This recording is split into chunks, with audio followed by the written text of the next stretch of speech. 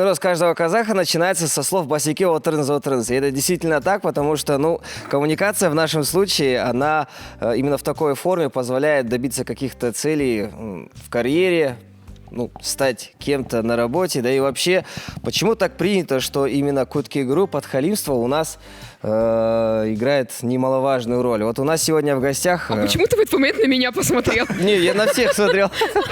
Он разглядел всех. Подхалимничаешь? Подхалимничаю. Я перед каждой девушкой подхалимничаю. Кутки-игрем. Сегодня мы в гости пригласили очаровательную, потрясающую Бахыт Ахметовну Сыздыкову. Да, Добро пожаловать. Впервые у нас в гостях, по-моему, девушка. Да, вы первая девушка. Вы в у нашей нас студии. первая, Бахыт Ахметовна. И сразу же вопрос. Бахыт Ахметовна, в 2008 году в одной игре вы нам с Никитой поставили 3. Вопрос. За что? Порки! В 2008 году, да. Нет, я знаю, знаешь, я помню, как-то у Урганта была Ирина Шейк, и когда он там начал спрашивать там про отношения с Роналду, а вот помните, вы там тогда-то на таком-то матче? Она говорит: Ванечка, я не помню, что я вчера на ужин ела, а ты меня спрашиваешь про там такой-то год. И поэтому я помню 2008 год, это был такой классный год в моей жизни. Я помню лигу, я вспомнила ваши команды, знаю вас, да, но я, правда, не помню, почему я поставила 3. Мне казалось, что я была добрым. Да хреново не шутили, говорите, как есть. Нет, там выше балл же 3 было, все нормально, не переживайте. А какое вы место тогда заняли? Вы проиграли благодаря этой 3? Не, я уже не помню. Я тоже, я не помню. Да, все нормально, они после этого спились, они в очень большой запой Нет, ушли. видишь, возвращаясь к нашей теме, наверное, просто мы не подхалимничали в этот момент, как принято в современном КВНе. Вот. То есть в жюри вы не спускались, на трубе не играли. Что касается, допустим, КВН и подхалимажа, да, я, если честно, никогда не понимала и не понимаю этой темы, да, как можно так нагло стоять на сцене, да, и говорить, я понимаю, когда это технично, когда это на самом деле правильно, когда это на самом деле идет в тему сценария, да, и как бы, по теме. Но когда это просто, знаете, вот когда выглядит, вот вы правильно сказали, да, Асхат, получается, когда просто выходит и говорят там кучу лестных слов не по теме жюри, мне, допустим, это непонятно. Или когда выходит, допустим, и кучу лестных слов на съезде, например, какой-либо партии, да, в основном правящей, говорят кучу слов лидеру партии. Какой партии это интересно? Нуротан, партии, которую я создавала вместе с президентом. И лично я один раз в жизни говорила на сцене благодарственные слова президенту. Это был президент Назарбаев, первый наш президент Елбасы, и мне вообще не стыдно за это, потому что это было в тему, это было правильно, и, понимаете, я считаю, что в подхалимаже, вот как отличить подхалимаж от искренних слов? Все зависит, да, вот, наверное, вот эта искренность, да, потому что если ты на самом деле так думаешь, если ты на самом деле так чувствуешь, если ты это искренне говоришь, что это нифига не подхалимаж, это на самом деле чувство человека. Как дело было? Вот опять же, 2008 год, что у нас сегодня тема 2008 года. Первый съезд Жасутана, то есть мы Жасутан создавали в 99 году, партию мы создали в марте 99 года, и потом президент собрал нас и сказал, что партии необходимо молодежное крыло. Вот я лично занималась созданием Жасутана по Астане. И мы с ребятами это все создавали, но съезда ни разу не было, представляете? И в итоге первый съезд Жасутана мы провели 14 мая 2008 года. И тогда мой доклад открывал весь съезд. И, естественно, как местная целиноградская девчонка, да, я сказала со сцены, президент сидел в президиуме, я стояла на трибуне, и я прям вот искренне, я до сих пор это каждый раз говорю, и когда молюсь Богу и так далее, я реально благодарна, что я родилась в Казахстане, что я родилась в Целинограде, что мой родной Целиноград стал столицей, и я прямо со сцены сказала, говорю, кстати, то есть я говорила там о проблемах молодежи, президент, что мне понравилось, он сидел, да, Нурсултан Абишевич, он все записывал прям под карандаш, и потом очень много дал поручений, вот, да, как бы это предмет моей гордости, он реально много дал поручений, и много в молодежной политике тогда сдвинулось. И я между делом сказала, кстати, Нурсултан Абишевич, вот я простая целиноградская девчонка, я бы никогда в жизни не подумала, что я буду стоять в этом зале, это был Конгресс-холл тогдашний, бывший дворец Целинников, я говорю, я помню этот зал, когда он был дворцом Целинников, и я девчонкой здесь выступала в КВН, а тут теперь я стою и выступаю перед президентом, и поэтому вам большой, огромный просто рахмет и респект. за то, что мой родной город стал столицей Казахстана. Прикиньте, ну, то есть, вот это считается подхалимажем или нет? Да. Да. Нет, здесь я... Да, или, например, вот сейчас, я извиняюсь, да, опять же, зря меня пригласили, я себе микрофон не выпущу. Вот, и получается, или, например, вот пример, да, я никого не хочу осуждать и обсуждать, но я не знаю этого человека лично и, к сожалению, не помню фамилию, но вот новый депутат от молодежи в парламенте, ну, я не понимаю, правда. То есть он там сказал какие-то хвалебные речи. Что он сделал для страны, чтобы быть депутатом парламента? Я была депутатом парламента самым молодым. И я знаю, что такое быть депутатом парламента. Я знаю, какая это большая ответственность. Вот всем за той стороной экрана, да, кажется, что депутат это типа так легко, короче, тупо сидеть, протирать штаны, ничего не делать, получать хорошую зарплату и все. Это реально большая работа, ответственная перед всей страной. Что Но он не все, может к сожалению, сделать? Да. относятся к И этой работе получается, очень он там ответственно. кого-то подхвалил, да, как вы сказали вначале, как наша тема называется? Подхалимство. Подхалимство. Не, казахшас. Круг. Да, просто я не знала это слово. Вот, и получается, он вот так вот прогнулся, и его включили в список партий? Нет, И слушайте, ну есть такая поговорка такая, вот вы были депутатом, есть политики, есть бизнесмены, и говорят, чтобы выстрелить по карьере, карьера это же как Трамплинчик. трамплинчик, да. Чем ниже ты, значит, прогнешь, тем Выше выше прыгнешь. прыгнешь, конечно. Вот поэтому здесь это, к сожалению, у нас в Казахстане и вообще, в принципе, на постсоветском пространстве это очень развито, к сожалению. То есть это некий момент, который должен быть в твоей карьере. Ты знаешь, это не только вот почему-то, вот ты правильно, Антон, сказал, да, что это вот на территории именно СНГ. Вспомните произведение «Бессмертный», например, «Человек в шинели», да, вспомните бессмертное произведение Гоголя, да, там в любом произведении, и вот даже слово такое, я когда впервые прочитала, я не помню, в 4 или в 5 классе, я еще так подумала, надо же, какой термин, чинопочитание. То есть это всегда было, вот, допустим, в царской России даже высмеивали классики, да, литературоведы, они высмеивали это. То есть вот это постоянно надо было прогнуться, а как бы чего не вышло и так далее, понимаете? И вот к нам же тоже все это перешло. У нас, допустим, в Казахстане, да, вот именно, ну не в Казахстане, вот на великих казахских, у нас же всегда было казахское степное право, у нас биев, ханов, у нас их избирали, и у нас мы же прикиньте, вот я, допустим, дочь свободолюбивого казахского кочевого народа. Мы никогда не прогибались. И если, допустим, народу что-то не нравилось, они могли хана вызвать, и ханов избирали. То есть не было такого, что переходило от сына. Да, понятно, кровь не водится. Если сын, допустим, он впитал кровь, да, ТГ и так далее, то, конечно же, он, это же род, да, его, конечно же, избирали. Но, опять же, это было выборное право. То есть у нас, у казахов, чинопочитания не было. Откуда к нам это пришло? Откуда оно? Почему, Слушайте, да, мы сейчас в Казахстане, почему мы прогинаемся? А само понятие чинопочитания это не со времен Чингисхана идет? Чинопочитание. Да, чины. И все чины Казахстана сейчас говорят, Слушайте, нет, базара у нас нет. очень часто Чины, а потом человек, чины. человек, Да. который смотрит, ну, вот как вы сказали про ваше первое выступление перед Ельбасы. Это не первое выступление, имеется в виду, одно из. Одно из, да, назовем так. Я про другое немножко хотел сказать, что есть искренние твои слова, но человек, который видит это выступление, воспринимает это как подхалимство. Нет. Нет. Вот есть такое. Нет. Вот смотри, если человек, вот понимаешь, вот допустим, вот вы же все играли на сцене, как и я, да? И вы же понимаете, что ты когда стоишь на сцене, и когда ты органичен, когда ты искренне в это веришь, когда ты это провел через свое сердце, через свою душу, то ты 100% тебе и зритель верит, потому что это твое нутро.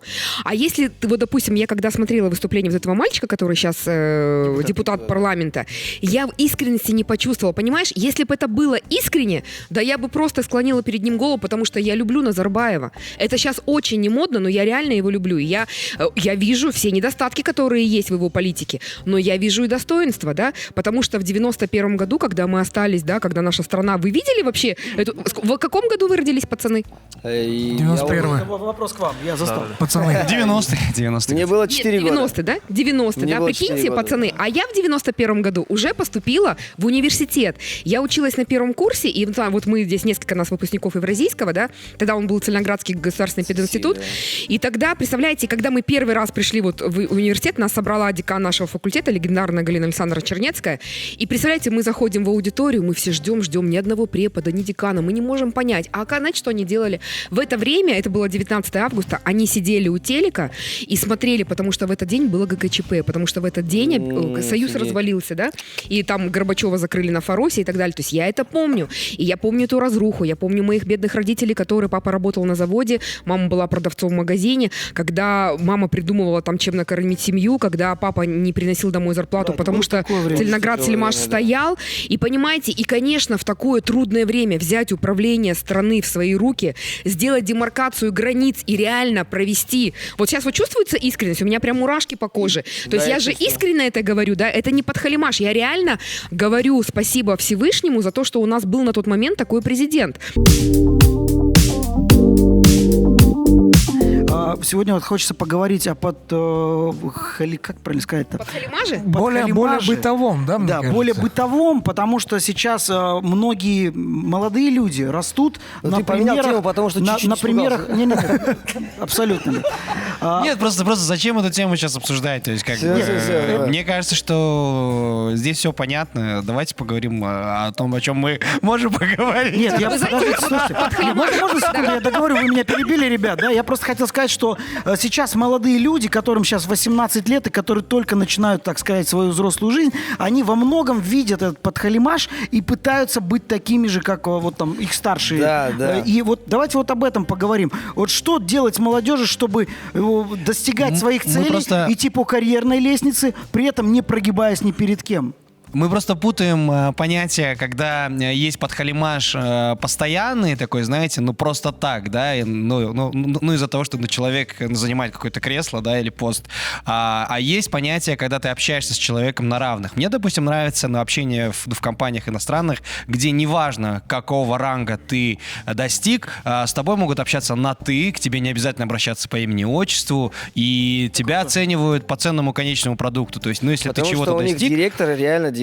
Он сам реально поднялся, понимаете, то есть оттуда. Его никто не поставил туда, он не меняет. Слушай, но в каком-то из выпусков, да, некоторое время назад ты же сам сказал, что, по-моему, о чем мы говорили, тоже какая-то такая интересная, пикантная тема была, что, в принципе, она сопоставима с подхалимажом, что это, в принципе, выживательно. Вот, лицемерие. Допустим, лицемерие, подхалимаж — это практически смежные, да, скажем так, темы.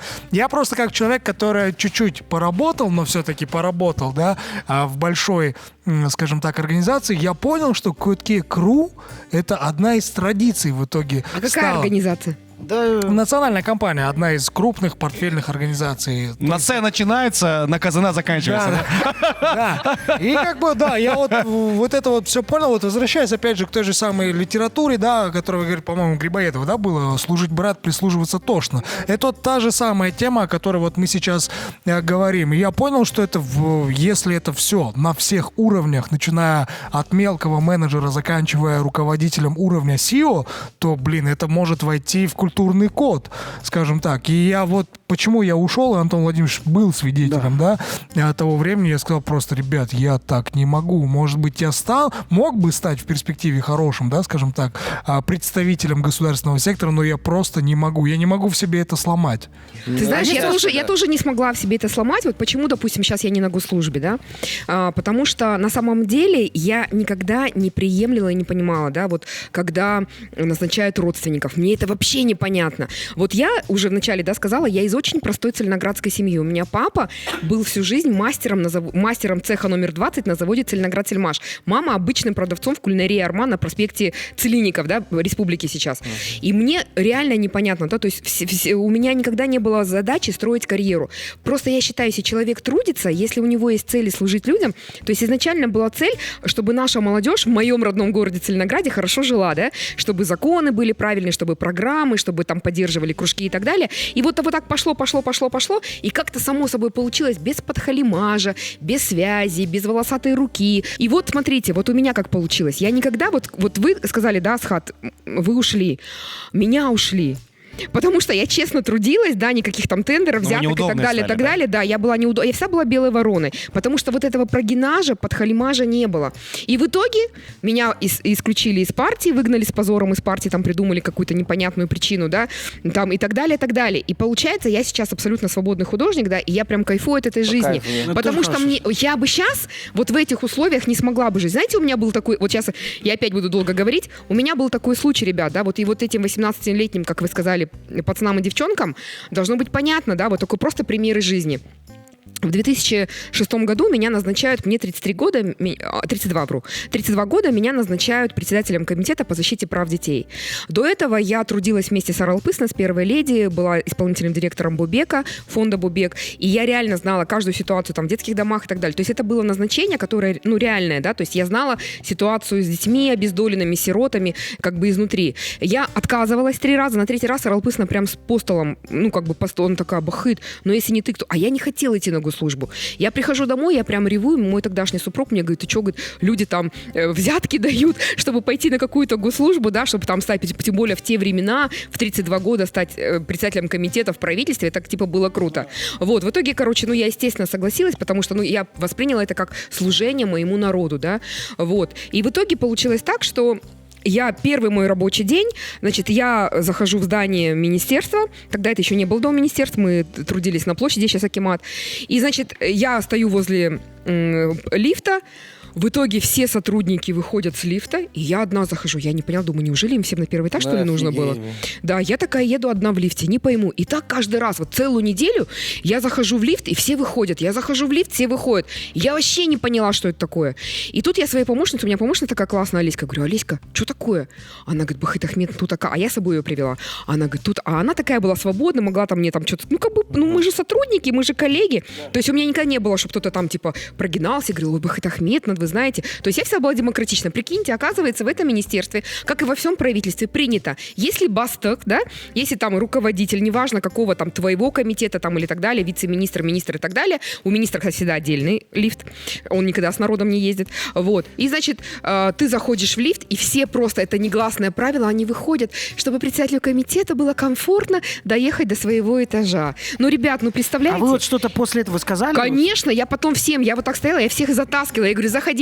И я как бы там реально совершила революцию в этом министерстве образования, потому что потом стали все люди заходить. И другие бастыки, я когда на них смотрела, они, знаете, так вот, типа, это сейчас пандемия, понятно, да, там, типа, маски. Тогда, прикиньте, 2006 год, как бы, и все так смотрели на меня, типа, ну ты что делаешь? А однажды у меня был случай, ко мне заходит сотрудница, начальник отдела. Представляете, то есть, ну, это очень большая, она, тем более, отдел попечительства, то есть, это тот человек, который знает всех детей и сирот в Казахстане, составляет базу, ну, то есть, это очень сложное. Прикиньте, вот постоянно эту боль через себя проносить. И она уже до этого в министерстве работала лет, наверное, 15. Она заходит и такая, вот так заходит на полусогнутых, ну, я надеюсь, что она, может, не увидит, да, я тем более имени говорю, заходит на полусогнутых, да, и такая, как бы, дает мне бумаги, она приготовила письмо, я прочитала и такая, ой, вы знаете, как, я не буду имя говорить, вы знаете, как здорово, назвала ее по имени, это прекрасное письмо, я вас благодарю, вот именно так я и хотела, вот именно так мы пошлем, там, ЮНИСЕФ, по-моему, мы готовили. И она начинает сидеть напротив меня и начинает плакать, она прям, она стояла, она присела, начала плакать. И я такая смотрю, думаю, блин, а я же вообще впервые на госслужбе, прикиньте, девчонки 32 года. Я такая, а я вас чем-то обидела, что-то случилось, там, может быть, вам плохо, такая, думаю, воды начала наливать. Она, я работаю в этом министерстве 15 лет.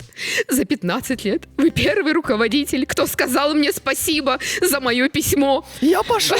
Прикиньте. Обычно, типа, все ругают и так далее. Ну вот, пацаны, понимаете, вот, это реальная ситуация в министерствах. А вот почему? Я думал, у тебя очки запотели. Да, сейчас все так же продолжается. Знаешь, Слушайте, я вот была шутка такая, вот Карапуля. Депутатские значки и непростое украшение. Всех проблем, а не решения. Депутатские значки. Вот о подхалимаше, об этом речь идет, что сегодня человек, который заходит, допустим, ну, со значком, он садится в тюрьге всегда, понимаете? Жогаршин, сага.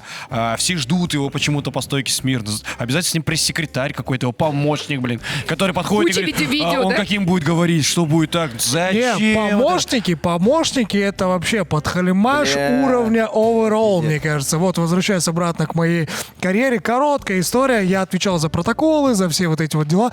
И я приходил, а там, ну, один из Бастыков? Очень-очень, да. Небожители? высокий. Да. 7-й этаж, я как на 7-е небо поднимался туда. Да, и меня еще так... Я не удивлялся, если бы там этот еще алюминиевый, как это сказать? Да, если бы там она еще была, я бы не удивился. Самое прикольное, я прихожу, заношу документы, я говорю, извините, говорю, мне нужна подпись лично. А меня помощник встречает, типа, ты кто такой, зачем? Я говорю, давайте я занесу. Я говорю, время обед. Дедлайн 14:00. Он говорит, подожди, зайдешь, типа, через 45 минут. Я говорю, почему? Он говорит, Серик Бернасевич еще не кушал. Такая тема подхалимства. Я в малом-среднем бизнесе ее не встречал никогда, честно. Я работал со многими руководителями, общался. В бизнесе люди как можно проще с тобой общаются. В госсекторе и в госслужбе подхалимаш — это обязательная тема. То есть почему? Вот я понять не могу. Знаешь, когда я говорила всем, не называйте меня Бахыт Ахметовна, говорите Бахыт. Потому что сотрудник, например, старше меня, да, но я мне даже неловко. Нет, вы что, Бахыт Ахметовна, с таким этим, да. И они уже все привыкли, когда заходили ко мне в кабинет, вначале вот так было на полусогнутых, с папкой и вот так, да, и потом, когда говорю, я когда сделала замечание, потом я своему помощнику Олеське сказала, говорю, Олеська, скажи там всем, она там хабар разнесла, типа, что к ней не надо, спокойно. И у меня никогда не было в приемной очереди. Оказывается, многие бастыки, вот как сказали, на 7-й этаж с придыханием, они специально создают очереди у себя в приемных. То есть они специально маринуют людей, это, знаете, типа для профилактики, типа, что я же сижу в этом кабинете и жду его, я же, типа, это, да, чтобы, знаете, ценность, да, типа, чтобы свой статус повысить, типа, я же сижу там в его приемной, там жду его 1,5 часа или 1,5 дня, или там, потому что многие же не могут зайти. И я, допустим, никогда не понимала, знаете, у нас был Аким Джексбеков, Дильбек Раскальдинович, это был 99-й, вот так год, и когда мы команду КВН создали, у нас же не просто было Астана КЗ, да, вот сборная Астаны, это же мы делали как проект, то есть я как лидер молодежного движения, я сделала это как проект популяризации Астаны. И вы знаете, я тогда была вообще еще щеглиха, что у меня там было 20, там, не знаю, 25, по-моему, да, лет. И я прям вообще заходила в приемную, то есть никогда не было очередей. Вот сейчас к Акиму попробуйте, к любому Акиму, да, попасть, тем более Астаны, без предварительной записи. Да что без там, он в предварительной директ не отвечает. Да, а тут тогда, пишу представляете, ему. я могла к Джексебекову, Он я мне в просто Фейсбуке не простой подписался. лидер молодежного движения по вопросам КВН, могла просто зайти, то есть просто зайти в Акимат, никто там тебя вот сейчас же удостоверение личности покажите. То есть меня раздражает, как можно у своих же граждан просить удостоверение личности. В Дом министерств не зайдешь без вот этого пропуска. Меня лично, честно, вот, пацаны, я не знаю, может быть, у меня гордыня раздутая, но меня капец это унижает. И когда, допустим, я была депутатом, ко мне часто же приходил народ, мне приходилось, чтобы вот, не унижать их, мне приходилось, да, спускаться вниз, у меня был кабинет на 18 этаже, и просто, охрана меня знала, да, я говорю, пропустите без пропуска. Конечно, я нарушала, да, И режимный охрана объект. вам говорит, удостоверение ваше можно?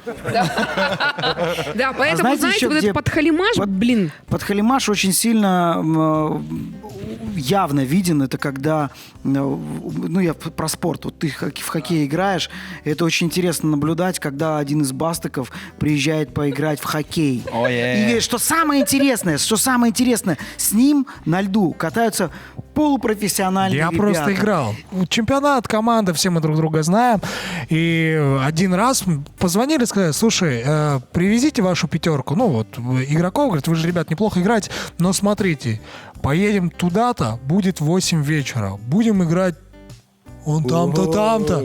Мы такие, ладно, окей, я говорю, мы за или мы против? Он говорит, берите с собой обе майки, там типа определимся. Мы приходим, у нас отдельная раздевалка, все дела. Мы приходим, заходит помощник, он такой, типа, здравствуйте, ребята, там то-то, то-то, то-то.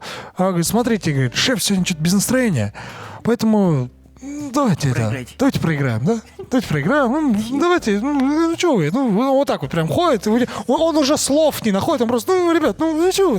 Междометиями общается. Мы сейчас, да. Да, и вот, и была история, ладно, мы такие, Ничего, ладно. проиграли? Слушайте дальше. Мы такие, ладно, все, переоделись. Думаю, ладно, в свой кайф, поиграем. Заходим, получается, на скамейку. Выезжает тот самый-самый. Подходит к нашей раздевалке, снимает перчатку, с каждым здоровается. Говорит, ребята, хоккей мужская игра. Играем в полный контакт, и пусть победит сильнейший. И мы так посмотрели дружно туда. Он такой, да. И знаете, у меня меня еще был такой факт. Получается, в 2011 году наш созыв, я была депутатом Мажилиса 4-го созыва, и, значит, наш Мажилис распустили. Вот. Он, как и все остальные составы, он не доработал до конца, и кто-то из депутатов выступил и сказал, как будет давайте... правильно, созыва или созыва? Созыв. Созыв, а 25-летний депутат сказал созыва, ладно?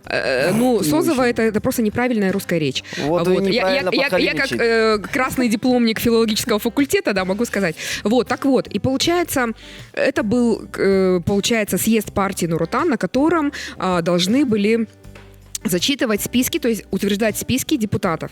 Значит, я была очень активным депутатом, получается, 4-го созыва.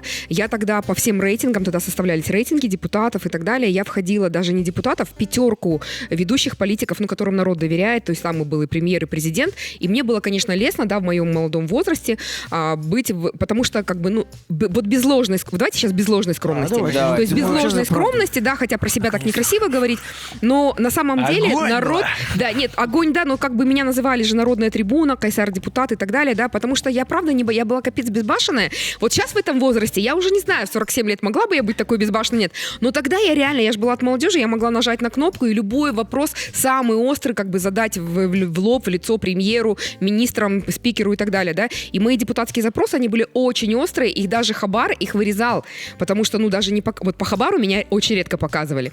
Вот. Все это думают, где вы?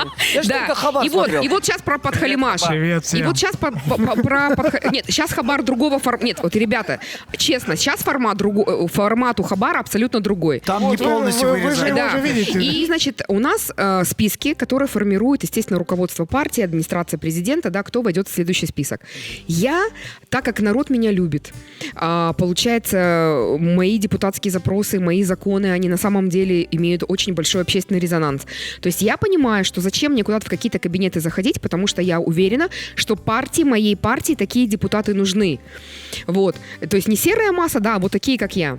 И я абсолютно спокойно прихожу на съезд партии, то есть я не зашла ни в один кабинет. И между, получается, съездом, как нас распустили съездом, там, по-моему, месяц прошел, честно говоря, не помню, да, месяц. И мне позвонил один мой коллега-депутат, он говорит, Бахыт, если ты не покланяешься, ты не попадешь в список. И я ему сказала, говорю, вы знаете, я считаю, если моей партии нужны такие активные депутаты, то моя партия будет просто заинтересована. И если моей стране это нужно, чтобы были такие депутаты, которые реально не сидят, не протирают штаны, а реально работают для народа.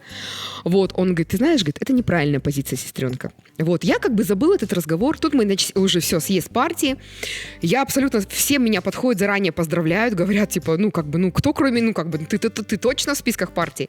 И, значит, я такая сижу, и там есть же фамилия. Списки, получается, объявляют, президент сидит в президиуме как лидер партии, и списки объявляют на таком большом экране. И там по алфавиту, там А, т, и получается С, все там с, там такой-то, такой-то, такой-то, и хоп, и сразу, после моей фамилии нет, и сразу после С, Т, да, идет Тарасенко. И все, а меня посадили рядом с министрами. И все министры на меня оглядываются. По кем мы не поняли, что такое, что за фигня, почему Сыздыкова нет. И сразу же в тот вечер, вернее, в тот же день сразу вышли везде статьи, что 2 сенсации съезда. Дарига Назарбаева вошла в список Нур-Отана, тогда у нее был перерыв, она вошла депутатом, а Бахыт Сыздыкова не вошла в список. И прямо у всех был шок, мне звонили куча журналистов и так далее, там куча комментариев просили взять. И ко мне потом подошли люди и сказали, Бахыт, вся твоя проблема в том, что ты накануне съезда, накануне того, как формировали списки, ты не зашла ни к одному агашке, ты не была ни в одном кабинете, ты никому не покланялась, ты никому не сказала свое почтение, ты не зашла в партию Нур-Отан, ты не сказала, что, я готова трудиться во благо, моей страны, и так далее, да. Я говорю, а зачем? Все же видели мою работу, все видели конкретно мои законопроекты, все видели, что я конкретно делала. Зачем мне заходить и кланяться? А в итоге... Вам было обидно? Мне было, ты знаешь, я просто удивилась тогда. Это не было обидно, я просто, я была просто, в афиге, если сказать, потому что я правда удивилась. То есть мне тогда казалось, что и до сих пор это есть. Я недавно разговаривала с одной женщиной, которая до сих пор высокопоставленная. Мы сидим там, пьем чай с подругами, она была с подругами, и она такая, ой, я забыла, и называет фамилию действующего высокого человека, который в правительстве. Я же уже месяц к нему не заходила. Я такая, зачем? Она, чтобы он меня помнил, надо же прогнуться, подарок занести. жизни. Напоминалка такая? Да, напоминалка о себе. Вот, и поэтому, ребята, вот такие Причем у люди, как ребят, я, чиновников, такие люди, будильник. как вы, Асхат, которые не могут прогинаться, да, вот такие люди, мы никогда не будем, пока вот эта власть будет жива, пока вот это вот будет чинопочитание, пока надо будет покланяться, агашкать. Вот знаете, вот как они обычно, противно, как они...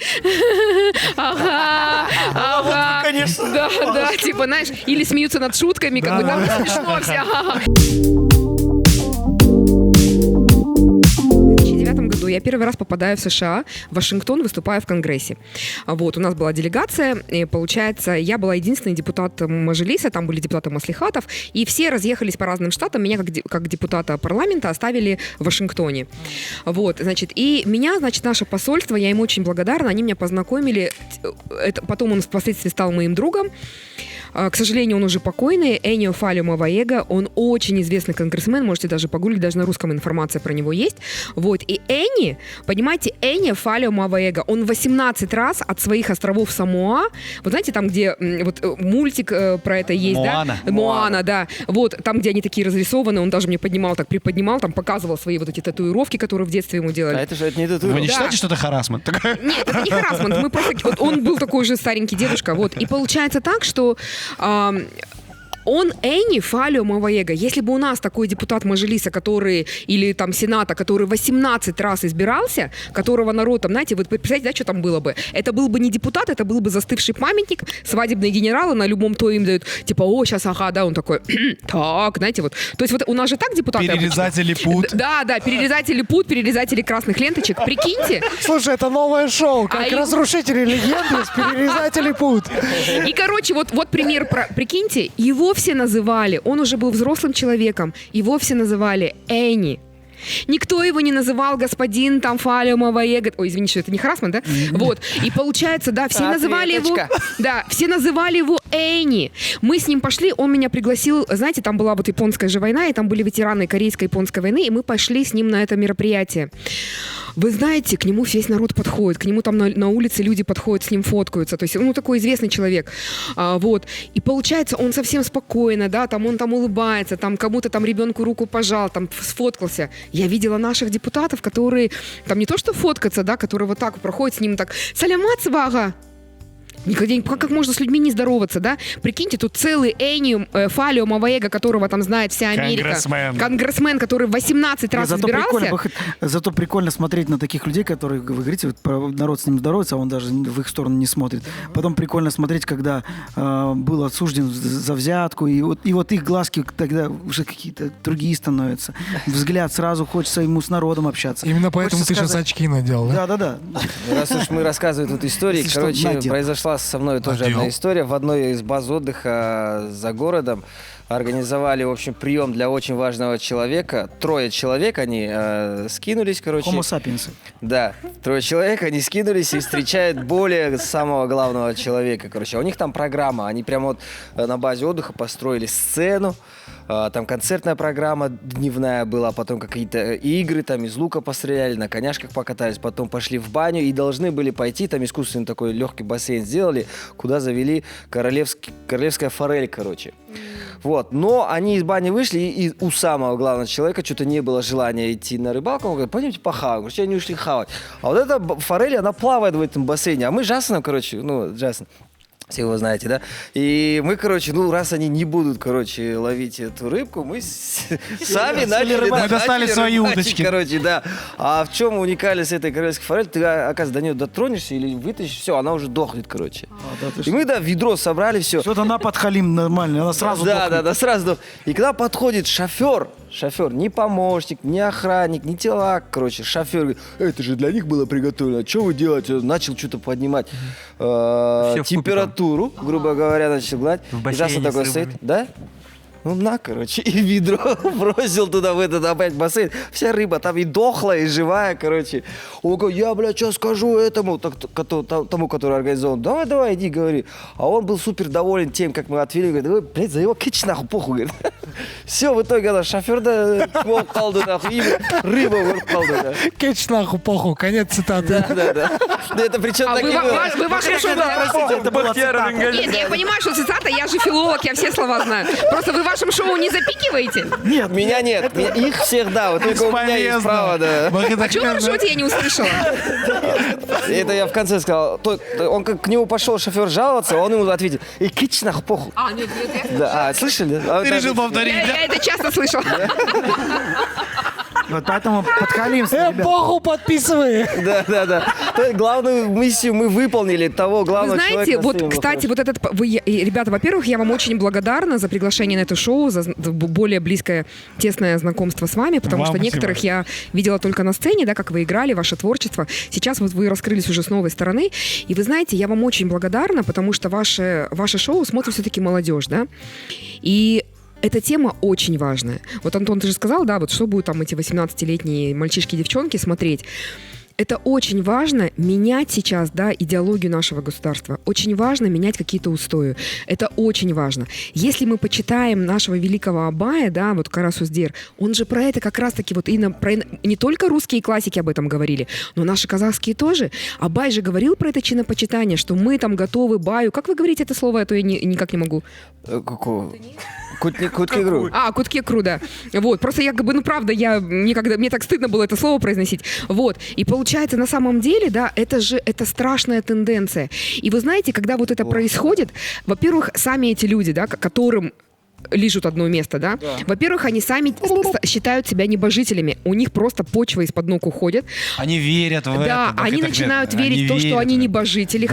Хотя вот Бог нас всех создал одинаково. Знаете, вот я так благодарна Сарел Пысне за ее мудрость. Она всегда говорила, что нас всех Бог создал одинаково. Неважно, кто ты, дворник или шахиншах, мы все перед Богом равны. И вот, к сожалению, наши чиновники, они забывают, что когда мы родились, мы были одни. Мы в этот мир пришли одни. И когда мы умрем, когда мы будем в земле сырой лежать, мы тоже будем одни. И надо про смерть всегда помнить, что когда ты уйдешь, когда не в какой ты мир попадешь, да, что ты там будешь делать. То есть вот такие вот мы сейчас ржем, да, там как бы посмеялись и так далее, но эта тема, ребята, вот реально спасибо вам, что вы через юмор, через смех вы поднимаете важные вещи. И вот тот человек, будет очень плохо тому человеку, кто это делает, да, кто принимает этот подхалимаш, и плохо тому человеку, кто это делает, потому что это тоже неправильно. Но самое главное, плохо всей стране, потому что он зашел, подлезал одно место, подписал тендер, а кто потом ходит по этим разбитым улицам? Мы ходим, граждане. Я, например, всегда, когда смотрю на человека, который четко говорит свою позицию и не боится, вот как вы говорите, и не боится услышать оттуда что-то такое, почему ты там к этому человеку так относишься или обращаешься. Я считаю, что человек-руководитель, он должен слышать подчиненного. Он не обязательно быть его коллегой, чтобы просто подлизывать ему постоянно. И говорить то, что он хочет услышать. Помнишь, ты рассказывал историю про одного, среднего чиновника, который не мог зайти к большому чиновнику просто потому, что он его боялся. Это да. Страх был ужасный. Да, мы пришли, это было, по-моему, что-то типа С. Казана. Что за компания такая? Да, то есть там девушка была. Это загадка. Там была Да. девушка, она боялась настолько своего руководителя. Вот просто она боялась. А у нас встреча, мы приехали. Господи, зайдем, поговорим. Человек, да. Мы спокойно, без Заходим, волнения он не заходим. человек. Она с нами заходит, потому что она по протоколу, она заходит с нами, потому что по протоколу она, обязана там быть, записывать там и так далее. Классный дядька. Но я смотрю на нее, у нее рука трясется. Просто от того, что она находится рядом. Прикинь, я такую руку только видел. Представляешь, как там все жим-жим? Да, там вообще жесть. Хотя он классный руководитель. То есть Вы знаете, кстати, классную тему вы подняли про классных руководителей. На самом деле, когда отдельно пообщаешься, вот я вам, ребята, отвечаю, с каждым министром, премьер-министром, спикером парламента и так далее, да, с президентами, они Вот Правильно такой мужик. сказали. Вот такие мужики, вот такие женщины. То есть все как люди образованные, шикарные. Согласитесь, Бог бы им не дал такую миссию быть во главе государства, да? То есть это реально очень хорошие люди. Но свита, она создает, понимаете, говорят же, свита делает короля. И поэтому вы классную, пацаны, тему подняли, да, что вот кого не возьми, они все хорошие.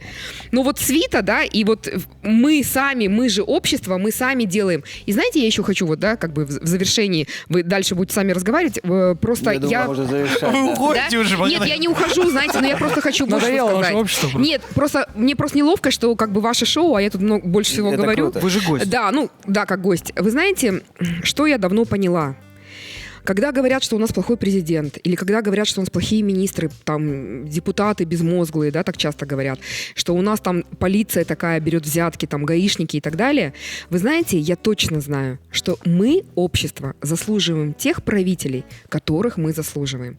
И вот когда мы каждый себя начнем, да, вот когда, допустим, я себя начну и буду говорить, так, Бахыт Ахметовна, дорогая, ты будешь прогинаться, чтобы там заработать какую-то там копейку, какой-то тендер для своей компании? Ты будешь прогинаться, ты будешь там под кого-то ложиться, да?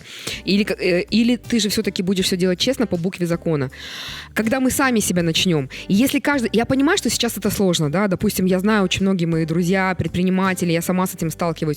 Пока, не подойдешь, не подлижешь, да, там, пока там не дашь, там, не подмажешь, да, грубо говоря, там, длинным тенге, вот, ничего с места не двигается. Но если каждый из нас примет решение не давать взятки, если каждый из нас примет решение, там, да, не подхалимажничать, да, не прогинаться, если каждый из нас примет это решение быть другим, иным, то, может быть, и общество изменится. Я понимаю, что я говорю утопичные вещи, я все это понимаю, да, но, по крайней мере, надо же об этом хотя бы, чтобы кто... Вот если я просто очень хочу, что если хотя бы один человек, я не знаю, в какую камеру смотреть, если хотя бы один человек, который сегодня посмотрит из молодых людей, примет для себя такое решение, жить в стране честных людей, жить в стране справедливых людей, жить в стране, где нет взяток, где нет коррупции, жить в стране, где не умирают чьи-то мамы, потому что врач ошибся, потому что он дал взятку, когда учился преподу, когда будут такие преподаватели, которые не будут у студентов брать взятки и ставить им просто так зачеты и экзамены принимать, когда мы будем жить в такой стране, в стране счастливых людей, вот тогда, мне кажется, да, вот наш сегодняшний разговор не просто пустозвонство, да, не просто собрались, да, приятные люди пообщались, а это на самом деле будет большая, огромная польза для всех нас. И еще раз огромный рахмет, что вы пригласили меня на эту программу. Ребят, я кайфанула. Браво. Бахыт Ахметовна Цыждыков. Вы такая классная! Говор сути! Это супер. На всех Блин, участках. вообще классная.